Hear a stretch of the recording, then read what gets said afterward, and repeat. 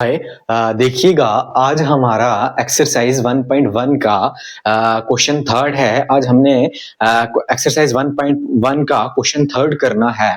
देखिए question third है क्या? क्वेश्चन थर्ड है find the LCM and HCF of the following integers by applying the prime factorization method। हमें जो भी नंबर दिए हुए हैं हमने क्या करना है, हमने प्राइम फैक्टराइजेशन मेथड को अप्लाई करके हमने क्या निकालना है, एचसीएफ और एलसीएम निकालना है। हम पहले भी क्या बोलते हैं प्राइम फैक्टराइजेशन मेथड से ही निकालते रहे हैं।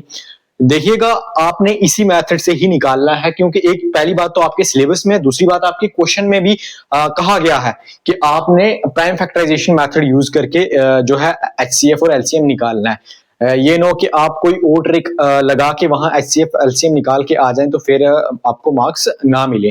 तो हमेशा याद रखना है, क्योंकि आपके सिलेबस में है ही प्राइम फैक्टराइजेशन, तो आपने प्राइम फैक्टराइजेशन को लेके चलना है। और यहाँ क्वेश्चन में तो मेंशन किया गया है कि प्राइम फैक्टराइजेशन मेथड से आपने एचसीएफ और एलसीएम निकालना है। तो चलो निकालते हैं हम एचसीएफ और एलसीएम।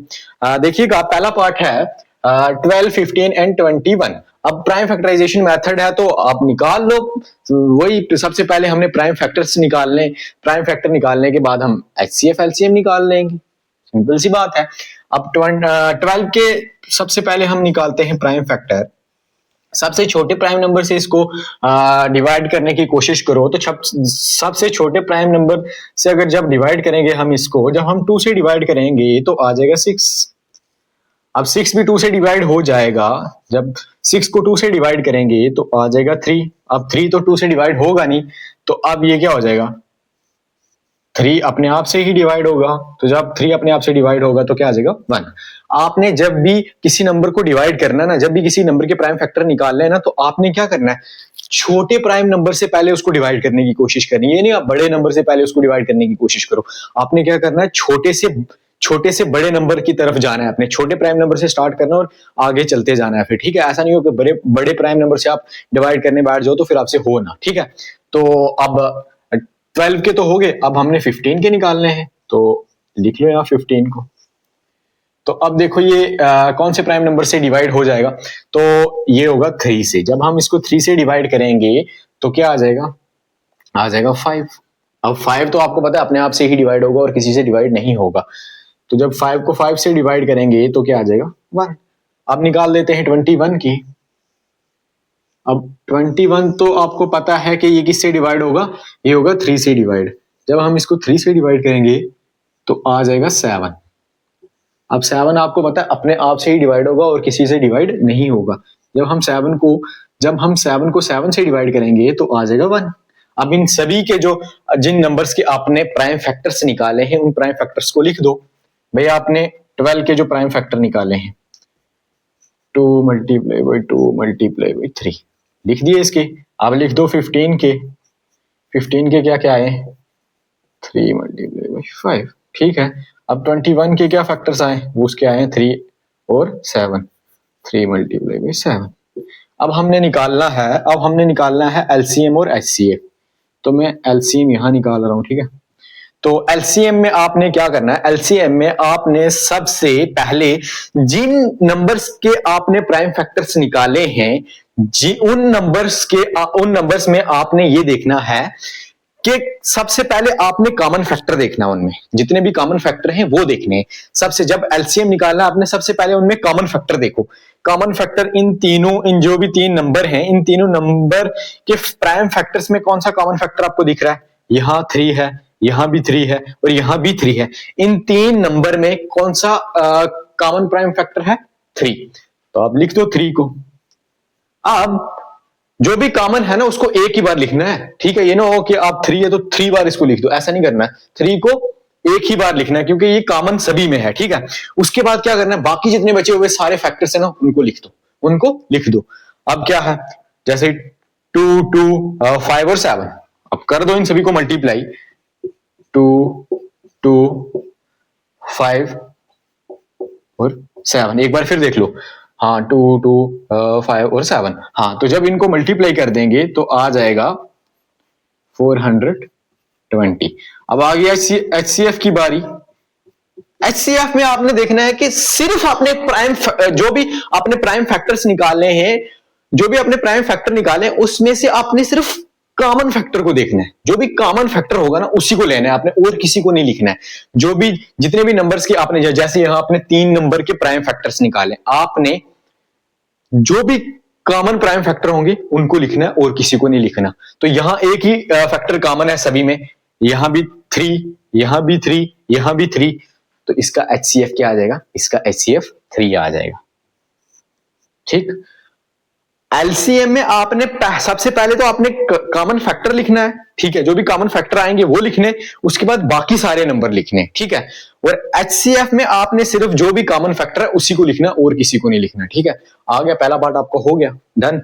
अब चलते हम नेक्स्ट पार्ट की तरफ। नेक्स्ट पार्ट है 17, 23 एंड 29। अब एलसीएम और एचसीएफ निकालना है तो हमें सबसे पहले तो इनके प्राइम फैक्टर्स निकालने पड़ेंगे। अब निकालते हैं प्राइम फैक्टराइजेशन मेथड से प्राइम फैक्टर्स।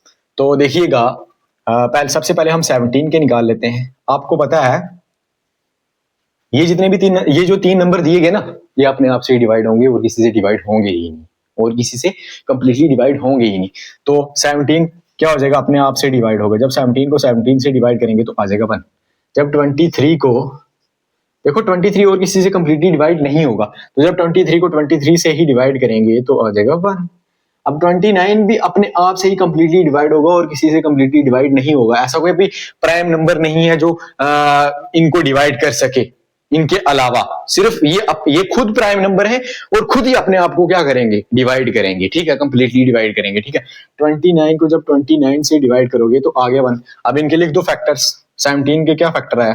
17 का 17 ही फैक्टर आया है। उसके बाद 23 के कौन से फैक्टर आए? 23 के भी 23 ही प्राइम फैक्टर आया, और 29 का कौन सा प्राइम फैक्टर आया? वो आया 29 ही आया। अब बात आ गई एलसीएम और एचसीएफ में। अब देखो, इनमें से सभी में से कोई कॉमन फैक्टर आया हमारा? इन 3 नंबर में कोई कॉमन फैक्टर दिख रहा आपको? नहीं दिख रहा। तो जब कॉमन फैक्टर ना हो, जब कॉमन फैक्टर कोई ना हो एलसीएम में, जितने भी ये फैक्टर हैं, जितने भी फैक्टर हैं इन 3 नंबर्स के, जितने भी ये फैक्टर हैं, ये जो भी प्राइम फैक्टर आपको दिख रहे हैं, इन सभी को मल्टीप्लाई कर दो। इन सभी को मल्टीप्लाई कर दो भाई। कॉमन फैक्टर कोई है ही नहीं तो कहानी खत्म। अब कहानी खत्म। नहीं तो कॉमन फैक्टर हो तो फिर देखना पड़ता है कौन सा कॉमन है, उसको एक बार लिखना पड़ता है, फिर बाकी सभी नंबर्स को लिखना पड़ता है। जब यहाँ कॉमन फैक्टर है ही नहीं है तो आपने सीधा इन 3 नंबर्स को मल्टीप्लाई कर दो। जो 3 ये फैक्टर आए हुए तो इनको मल्टीप्लाई कर दो। 17, 23, 29। जब इनको मल्टीप्लाई कर दोगे, जब ये 3 फैक्टर को मल्टीप्लाई कर दोगे तो क्या आ जाएगा? आ जाएगा 11,339। जब इनको आप मल्टीप्लाई करोगे, ये जो 3 फैक्टर्स हैं इनको मल्टीप्लाई करोगे तो आपका एलसीएम क्या आ जाएगा? आपका एलसीएम आ जाएगा 11,339। तो अब हम एचसीएफ की बात करते हैं। अब एचसीएफ में तो आपको पता है हम सिर्फ कॉमन फैक्टर्स ही देखते हैं और कोई भी फैक्टर नहीं देखते हैं। अब जब हम एचसीएफ निकालते हैं तो हम सिर्फ कॉमन फैक्टर देखते हैं और कोई भी फैक्टर नहीं देखते हैं। भाई देखो, यहाँ कोई आपको कॉमन फैक्टर दिख रहा है? ये जो 3 नंबर्स के आपने फैक्टर निकाले, इसमें कोई भी कॉमन फैक्टर दिख रहा है आपको? ना। इधर भी है, कोई दिख रहा है? कोई भी है? नहीं है ना। कोई भी कॉमन फैक्टर ना दिखे, कोई भी कॉमन फैक्टर ना दिखे तो तब एचसीएफ क्या होता है? तब एचसीएफ हमेशा 1 होता है। वो कहते हैं ना, जिसका कोई नहीं होता उसका क्या होता है? उसका रब होता है। तो रब हम सबका एक है। तो क्या इधर भी वही सीन है? इधर भी वही सीन है। देखो, यहाँ कोई भी कॉमन फैक्टर नहीं है। एचसीएफ में हम सिर्फ कॉमन फैक्टर को ही देखते हैं और किसी फैक्टर्स को नहीं देखते। हम एचसीएफ में हम कॉमन जो फैक्टर्स आए होते हैं उनको ही लेते हैं और किसी को नहीं लेते। तो अब यहाँ तो कोई भी कॉमन फैक्टर है ही नहीं है। तो अब क्या करना है? अब जब कॉमन फैक्टर आपको ना दिखे तो एचसीएफ में तो कॉमन फैक्टर ही देखना होता है। जब कॉमन फैक्टर ना दिखे तो तब एचसीएफ क्या आएगा? तब एचसीएफ सिर्फ 1 आएगा। ठीक है, ये बात इंपॉर्टेंट है। इस बात को हमेशा याद रखना कि जब भी फैक्टर्स के अंदर कॉमन फैक्टर ना आए, ठीक है, तो तब एचसीएफ क्या आएगा? क्योंकि एचसीएफ में तो सिर्फ हम कॉमन फैक्टर्स ही लेते हैं, तो तब एचसीएफ 1 आएगा। तब एचसीएफ 1 आएगा। जितने भी नंबर्स के आप प्राइम फैक्टर्स निकालो, निकालने के बाद एलसीएम निकाल लोगे आप, ठीक है। एचसीएफ में आपको prime factor, common prime factor चाहिए होंगे, मतलब कहने का मतलब कॉमन फैक्टर चाहिए होंगे, तो कॉमन फैक्टर होगा ही नहीं वहां पे। तो जब नहीं होगा तो एचसीएफ तब क्या होगा? एचसीएफ तब 1 होगा। हमेशा याद रखना। अब हम नेक्स्ट पार्ट की तरफ चलते हैं।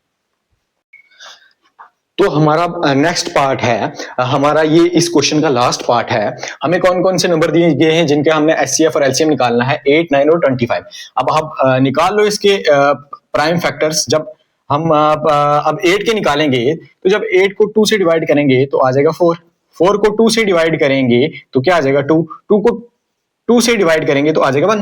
अब 9 को 3 से डिवाइड करेंगे तो आ जाएगा 3, 3 को 3 से डिवाइड करेंगे तो आ जाएगा 1। इसके निकल गए प्राइम फैक्टर। अब 25 को क्या करेंगे, 5 से डिवाइड करेंगे तो आ जाएगा 5, 5 को 5 से डिवाइड करेंगे तो आ जाएगा 1। अब इन सभी के हमने क्या लिख दिए, जो भी फैक्टर्स आए वो लिख दिए। अब एलसीएम में क्या करना है, एलसीएम में कोई भी कॉमन फैक्टर नहीं है, तो सभी जो जितने भी फैक्टर आए उनको कर दो मल्टीप्लाई। मल्टीप्लाई करने के बाद क्या आ गया, हमारा एलसीएम आ गया हमारा 1800। अब हमें एचसीएफ निकालना है। तो आपको पता है ये जितने भी यहाँ हमने फैक्टर्स निकाले हैं, इन फैक्टर के अंदर कोई भी कॉमन फैक्टर नहीं है। जब कॉमन फैक्टर ना हो तो तब एचसीएफ क्या आएगा, तब एचसीएफ 1 आएगा। तो हमेशा याद रखना। तो एचसीएफ आ गया 1। तो आज के लिए इतना ही। Thank you. और जाते जाते एक शेर सुन के जाइए कि वक्त की रफ्तार में कहाँ खो गए हम, वक्त की रफ्तार में कहाँ खो गए हम, क्यों इतने जल्दी बड़े हो गए हम। और चैनल को सब्सक्राइब करना ना भूलें। आज के लिए इतना ही। Thank you.